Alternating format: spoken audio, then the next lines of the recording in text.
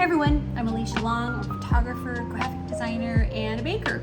I'm here to help introverts for Dems with this video, and today we are going to be baking macarons. If you think this is one of those videos where I explain everything, go into detail, it's not that video.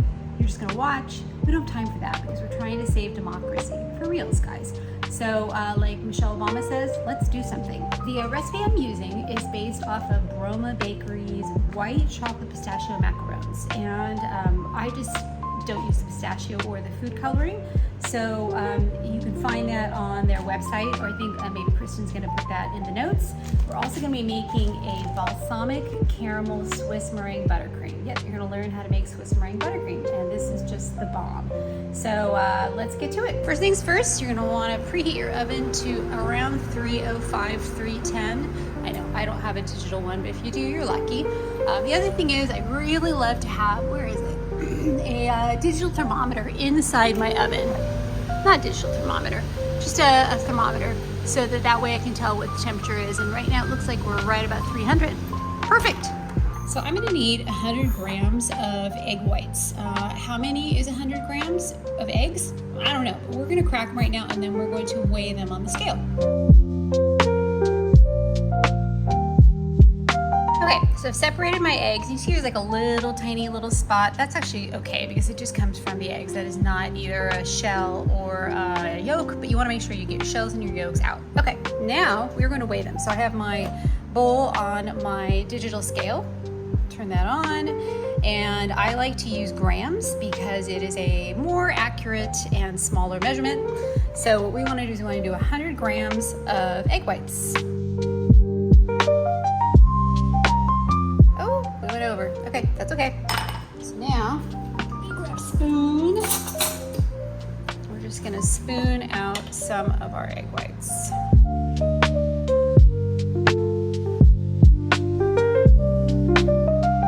So close. Okay, I'm gonna leave it at 105, and I'm gonna tell you why, because that's one of the reasons why I love this recipe. It's basically a 1 to 1 to 1. So we have our egg whites, and now we just need sugar. So we are gonna do 105 grams of regular, just caster sugar. I don't know, what do you call it? Baker sugar? There we go, we got 105. Awesome. Here's a little mistake I made. I really should have measured this out into the bowl that I was going to be using to cook on the cooktop. But that's okay, I'm gonna transfer it, not a big deal. But in the future, I would use your heat-proof bowl to measure all your ingredients in, okay? So now I'm gonna transfer these to my heat-proof bowl. I wanna get all of my egg whites in there. I don't wanna lose any of them, so we're just gonna put that all in here. Now, we are going to set this aside for a minute. Okay, so our recipe calls for 100 grams of powdered sugar and 100 grams of almond flour.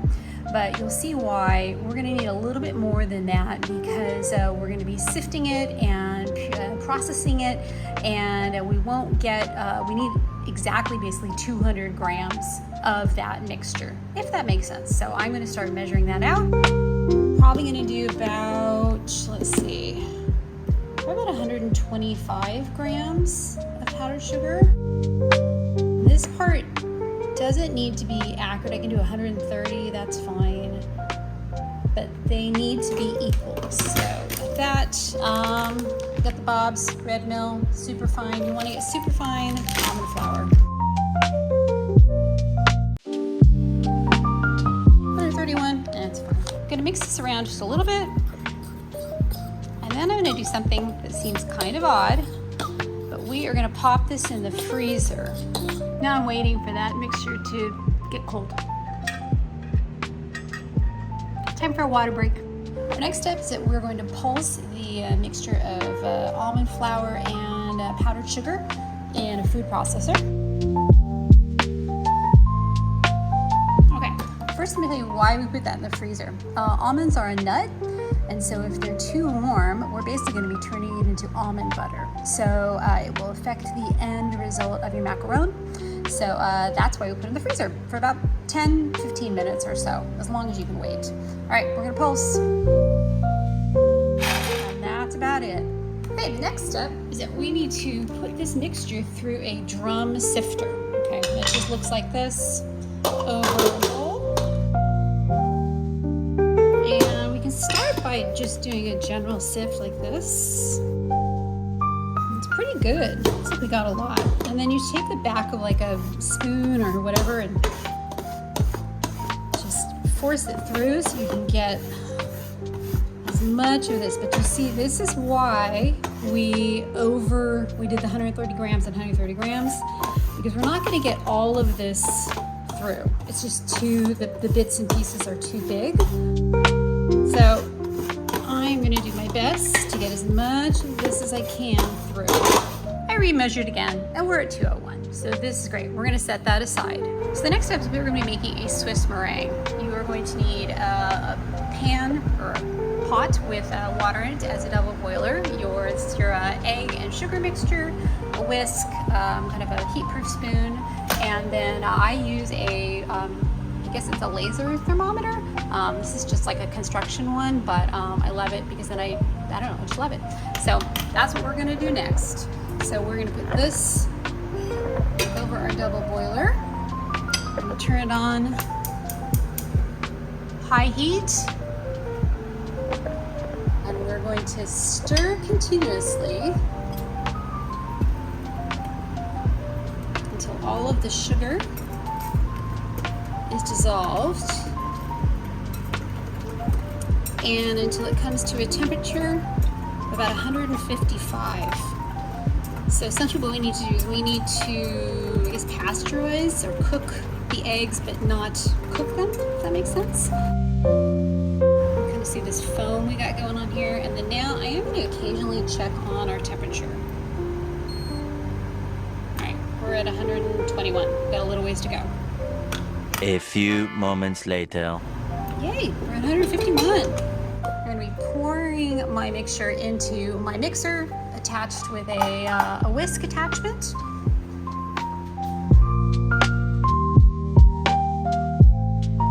Now, we're going to start this on slow for a bit. We got this on, let's see, 3.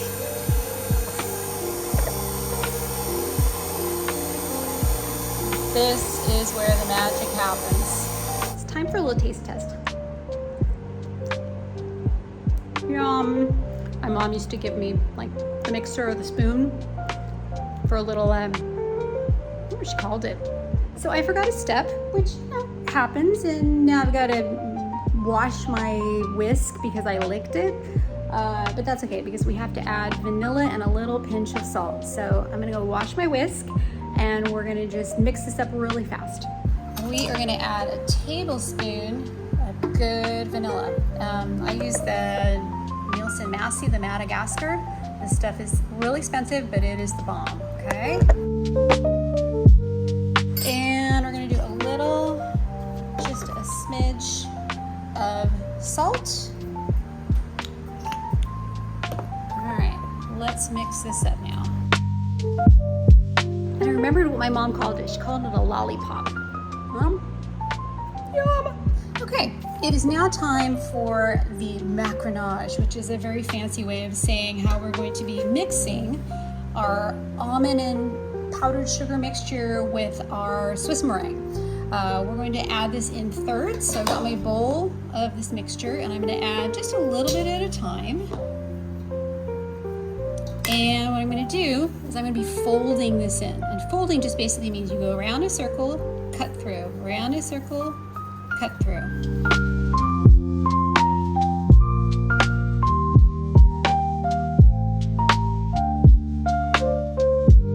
Now the next step is kind of weird, but we're basically going to be almost like painting the sides of the bowl with this mixture and then just scraping it down. And what we're looking for is a consistency that will fall off of the spoon, will drip off the spoon easily. Some people will say it's like lava, but I don't know about you, I've never seen lava before, so I really have no idea what lava really looks like, but that's not quite.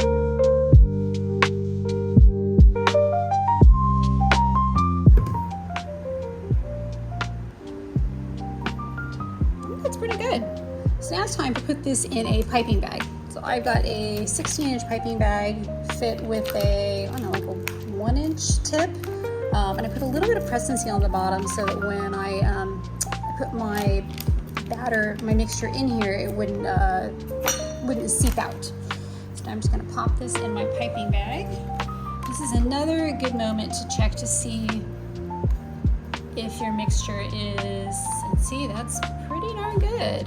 I've got 2 baking sheets, cookie sheets set up here, and I've got some Silpats that already have the nice little circles on them. I don't actually bake on the Silpats, I just use them as a pattern. And then I have some just parchment paper that I love, got it on Amazon. Maybe we'll put the link in for you. And I got 2 of those ready. I think that we'll only need 2. And the other thing that I have ready is a fan. I will explain in a minute why we have the fan.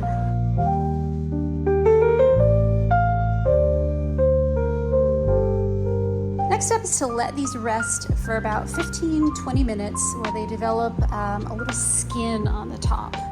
So I'm going to turn on my fan on low, preferably.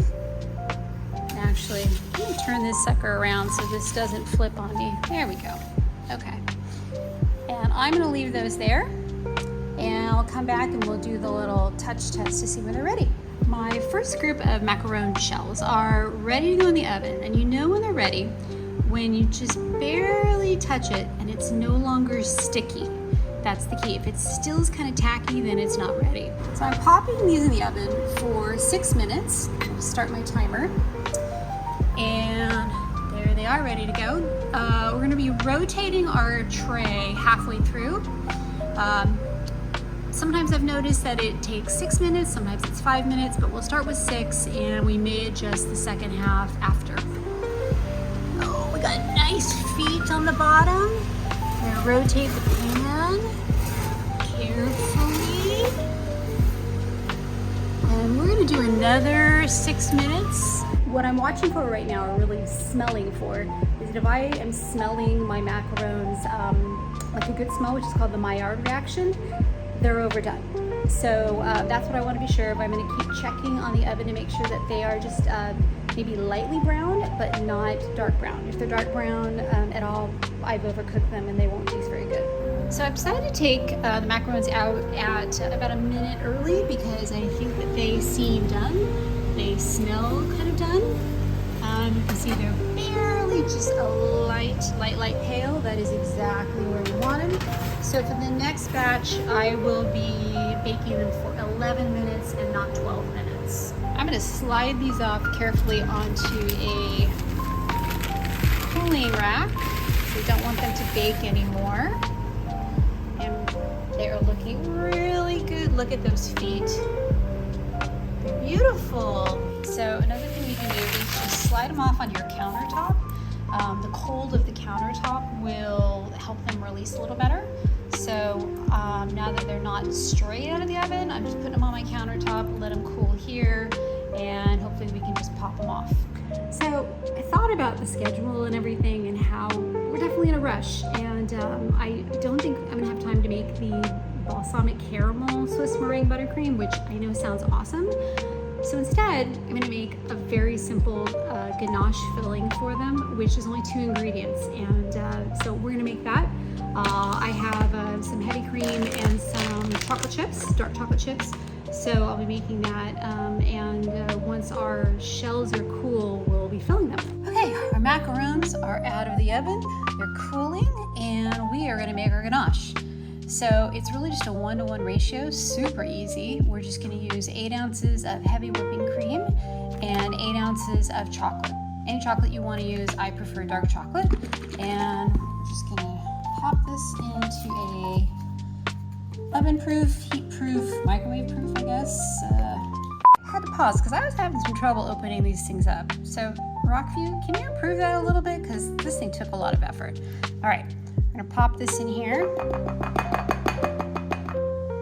And we are gonna heat this for 45 seconds or so. We don't want to scald it, we just wanna warm it up. So I did 45 seconds and it's warm, but not warm enough to melt the chocolate. So I'm gonna do another 30 seconds. My cream is hot, but not scalded. And now what I'm gonna do is I'm going to measure out 8 ounces. That's fine. Okay, we're going to gently stir that. Just a little bit to cover our chocolate chips. And then you just let it sit. So I'm gonna do a little initial stir just to see how my chocolate chips are doing. They're mostly melted, but not quite. So I've still got some chunks in here.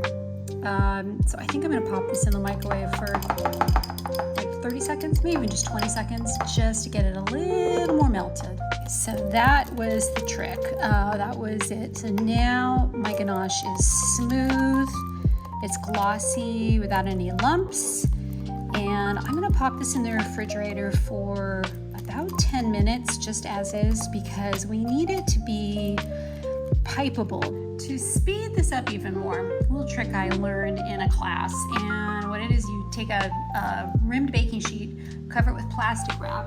We're actually gonna take the ganache, pour it in here, put it in the refrigerator, and because it's spread out over a large surface area, it's gonna cool quicker. While the ganache is cooling, we're gonna start assembling or getting our shells ready. What I like to do is put them in pairs according to size. So, because you can see, if I did like this one over here with that would be kind of oversized. Like then they fit together. See, that wouldn't really fit together very well, right? So put it together as much as you can. That's why that one little silpat with the pattern on it is really helpful. And then now what I'm just gonna do is I'm just gonna pop them over, and the bottom one is the one I'm gonna be piping on. So now they'll be all ready to go. We don't wanna pipe until they're completely cool, otherwise it will melt the ganache. And these are pretty much ready to go. Ganache is ready. Okay, the way you know it's ready is when you can basically push on it and it's semi-firm, not runny, but not super solid. Otherwise it will be impossible to pipe. So now I'm gonna put it in the piping bag and we'll start filling our shells.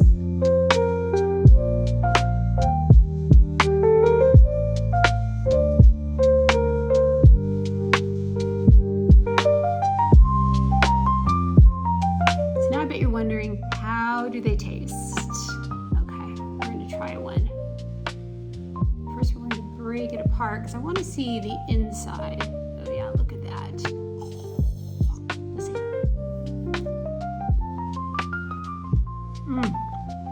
Oh my gosh. Some final thoughts on making macarons. A lot of people think they're really, really hard to make. It just takes a lot of practice, like a lot of things in life. And you know, humidity in your home, temperature. It's Thursday. A lot of things can go into how they can fail, and that's okay. My first batch, or 2 or 3 or 10, were really awful, but I think it's worth it, and I wanted to share this all with you because Kristen asked me to, and I feel like this election is more important than any other election in my entire life. And I had to pause because I've got a lot on my mind, a lot on my heart, and I could go on and on, but you know, we don't have time.